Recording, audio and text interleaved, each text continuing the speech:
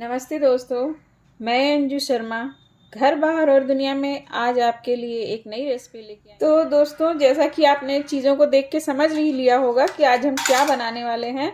और आज की जो है वो हमारी रेसिपी एक लड्डू की है, जो तीसी और गोंद की लड्डू होगी। तो चलिए हम देख लेते हैं कि इसको बनाने के लिए हमें किन किन चीज़ों की ज़रूरत पड़ेगी।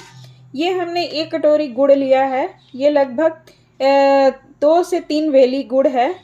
इसको हमने छोटे छोटे टुकड़े में कर लिया है। ये गड़ी का बुरादा है, जो गड़ी हमने छोटे छोटे टुकड़े में इसको कर लिया है कद्दूकस करके। साथ में 1 कटोरी बादाम, साथ में 1 कटोरी काजू है। उसके अलावा 1 कटोरी गोंद है और साथ में 1 कटोरी किशमिश है। इसके अलावा 1 कटोरी मखाना है। जितना हमने 1 कटोरी भर के मखाना लिया है, उसी कटोरी का नाप जो है ये हमारा तीसी है, अलसी है, जिसको अलसी भी कहते हैं, तीसी भी कहते हैं। तो ये हमारा तीसी है। तो इनको अच्छे से हमने साफ करके ले तलने के लिए हमने एक गाय का घी लिया हुआ है। तो अब हमें जो है घी में इन सारी चीज़ों को बारी बारी तलना है। तो चलिए इसे हम तल के तैयार करें। हम तीसी को भुनेंगे, तो ये तीसी हम इसमें भून लेते हैं।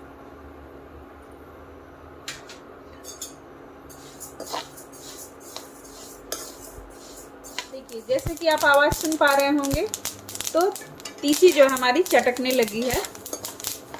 इसका मतलब है कि तीसी हमारी भुन गई है। देखिए, और धीरे धीरे तीसी का कलर भी चेंज हो गया है।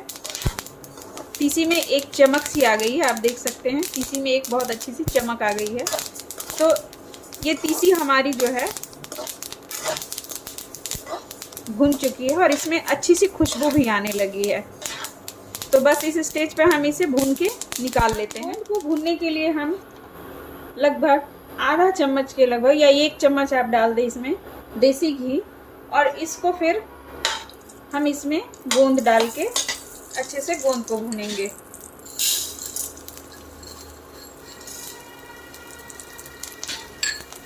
अब हम गोंद यदि चाहें तो इसे और घी में भून सकते हैं, चाहे तो घी की मात्रा बढ़ा दें और फिर उसे इसमें भुने तो भी ये अच्छी तरह से तल जाएगी।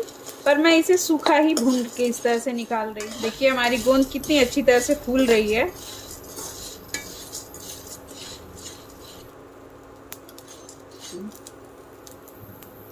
देखिए गोंद हमारी कितनी अच्छी तरह से फूल रही है। इसे कंटिन्यू चलाते हुए हम मिलाएंगे, नहीं तो ये गोंद जो है जल सकती है। तो इसलिए हम इसे कंटिन्यू मिलाते हैं। 2 से 3 चम्मच घी ले लेते हैं और इसमें अब हम अपने सारे ड्राई फ्रूट्स को तलेंगे।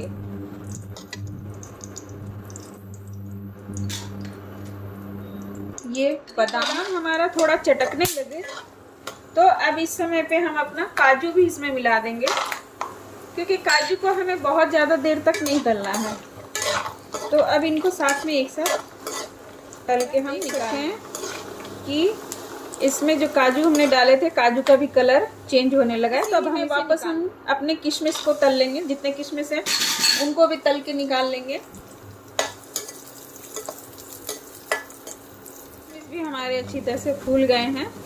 देखिए, वापस से हम इसमें 1 चम्मच घी और डाल देंगे और इसके बाद जो मखाने हमने लिए हैं, इन मखाने को भी इसमें हम डाल के अच्छी तरह से भून के निकाल। मखाने हमारे जो हैं अच्छी तरह से भुन गए हैं। सबसे अच्छा तरीका है आप मखाना उठा करके और इसे हल्का सा दबा के देखें। अगर ये फूट जा रहा है अच्छे से, देखिए ये हमारा मखाना जो है बहुत अच्छी तरह से हो चुका है। देखिए, अब हम इसे निकाल लेते हैं। मखाने को निकालने के बाद इसमें हम ये अपना जो कोकोनट है, इसको गड़ी के बुरादे को जो हमने कद्दूकस किया था, इसे हम हल्का सा रोस्ट करेंगे, ज़्यादा नहीं। 1 से 2 मिनट हुए होंगे मुझे भूनते हुए और इसका कलर जो है बिल्कुल चेंज हो गया।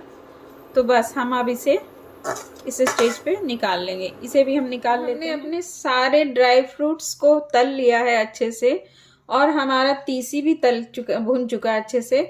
अब हम सबको एक साथ पीस के, इनको पीसना नहीं है, इनको ग्राइंड करना है। हल्का हल्का इनको मोटे मोटे टुकड़े में रखना है। काजू और बादाम है, इसी काजू और बादाम में ही हम ये जो किशमिश है, चूंकि किशमिश को हमें बहुत ज़्यादा नहीं पीसना है। किशमिश और सारे किशमिश को और गड़ी बुरादे को भी एक साथ इस तरह से पल्स पे चला लिया है। ये अच्छी तरह से मिक्स हो गए हैं। बस हमें इसे ज़्यादा नहीं करना है। हमारे किशमिश जो है थोड़े खड़े खड़े लग रहे हैं, लेकिन कोई बात नहीं, ये लड्डू में ऐसे ही आ जाएंगे। तो बस हम इसे निकाल इसी तरह से भून के निकाल लिए। ये तीसी भी हमारी देखिए अच्छी तरह से पिस गई है। तो इसी तरह से हम तीसी को भी भून के और पीस लेंगे अच्छी तरह से। ये जो गोंद है, गोंद को हमें बिल्कुल भी मिक्सी में ज़्यादा नहीं चलाना है। यदि आप ज़्यादा चला देंगे तो बिल्कुल पाउडर हो जाएगा।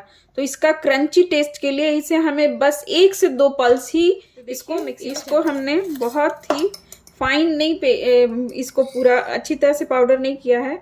आप देख सकते हैं इसमें दरदरापन है पूरा। तो बस इसी तरह से हमें गोंद को इतना ही दरदरा करके रखना है। तो इसे भी पल्स मोड पे चलाते हुए मखाने को भी हमने इस तरह से दरदरा कर लिया है। हल्का सा ज़्यादा पीसेंगे, बाकी सारी चीज़ों को हम पल्स मोड पे ही पीसेंगे और तीसी को हम अच्छी तरह से पीस लेंगे। देखिए इनको अच्छे से मिक्स कर लेंगे। में हमने सारे चीज़ों को तला है, उसी बर्तन में हम गुड़ जो है, इस गुड़ को भी डाल देंगे इसी तरह से।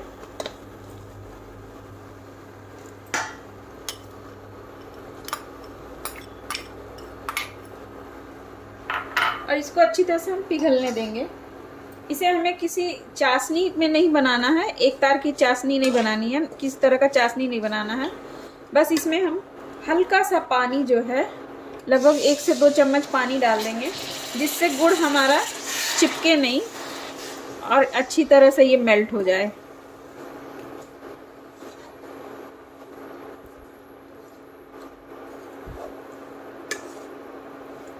हमें इसमें एक तार की चाशनी नहीं बनानी है। तो इसे हम चीनी में भी बना सकते हैं। आप चीनी का पाउडर करके और फिर इसमें मिक्स कर दें, तब उसमें आपको घी की मात्रा बढ़ानी पड़ेगी। और हमने बहुत कम ही घी में अपने सारे ड्राई फ्रूट्स को तल के निकाल लिया है। और हम जो है इसको गुड़ में इसलिए पका रहे हैं क्योंकि ठंडी में गुड़ भी बहुत फ़ायदेमंद होता है। तो ठंडी के लिए आप जब भी बनाएं इस तरह के लड्डू को, उसको गुड़ में बनाएं। वैसे आपकी चॉइस है, आप किस में बनाना चाहते हैं, ये आपकी अपनी चॉइस है। बट गुड़ में मैं प्रेफर करूँगी क्योंकि गुड़ में जो है कि सर्दियों के लिए गुड़ बहुत अच्छा होता है। और चूँकि ये लड्डू जो है वैसे तो कभी भी बना के खाई जा सकती है, लेकिन अक्सर ठंडी में सर्दियों में ये लड्डू जो है ख़ास तौर से बनाई जाती है।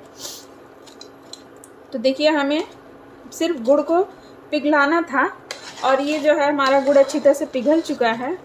हमें इसमें किसी तरह का कोई तार वाली चाशनी नहीं बनानी है, नहीं तो बाद में हमारे लड्डू जो है वो सख्त हो जाएंगे। तो बस ये हमारी गुड़ जो अच्छी तरह से पिघल गई है और हम इस स्टेज पे इसे जो गुड़ हमने पिघला के रखा है, अब उसे हम अपने इस मिक्सचर में मिला देंगे।